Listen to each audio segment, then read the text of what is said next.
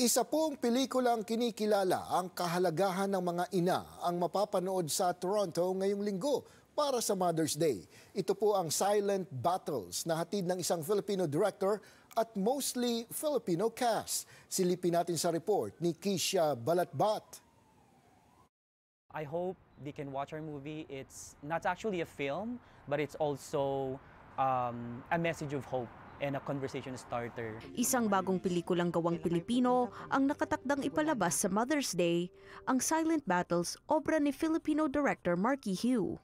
Isa sa kasama sa cast si Lalo de Jesus, nagaganap bilang Tita Mercy, kapatid ng ina sa pelikula. Silent Battles is a beautiful story of a family, a Filipino family that migrated here in Canada. At tinatalakay niya ang iba't ibang mga pagsubok na dinaanan ng pamilya na yon at kung paano sila naging resilient bilang Pilipino, bilang pamilya. It's a story of, a cancer patient at papaano niya nilabanan yung sakit niya at papaano rin niya nilalabanan yung mga nararamdaman niya emotionally. Ang kwentong ito, malapit daw sa puso ng direktor na nawalan ng ina dahil sa cancer. She battled from cancer, from brain cancer, and pinakita niya sa akin yung strength niya during, during may sakit siya.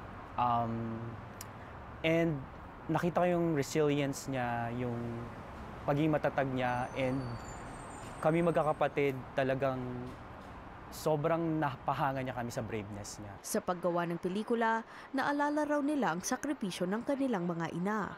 Bukod sa pagpupugay sa magulang, nakakatuwa rin daw magtrabaho kung saan karamihan sa cast mga Pilipino. Napakasarap nung pakiramdam na katrabaho mo Pilipino, ang direktor ay Pilipino kasi napapractice natin yung ating lengguwahe at napakadaling magkaintindihan at napakagagaling ng mga kasama ko sa movie. And I'm so honored to be part of the film kasi hindi lahat ng nabibigyan ng pagkakataon. Sa Mother's Day, inaasahan nilang makakarelate ang lahat ng mga manonood ng kanilang pelikula. The story of this movie is not only about my mom, mom struggles, but it's also about LGBT issues, marriage relationships, marriage under pressure, sibling relationships, and marami pang iba. Maswerte tayo dahil merong mga ina na tumutulong sa atin at nagagabay sa atin. Mahirap mawala ng isang magulang at kaya hanggang nandiyan yung mga nanay natin, dapat ipakita natin yung mga pagmamahal natin para sa isang ina. Isasagawa ang premiere ng Silent Battle sa Cineplex Yorkdale sa Toronto ngayong linggo. Sa mga hindi makakapunta, asahan din daw ang isa pang screening sa Scarborough Town Centre sa June 7.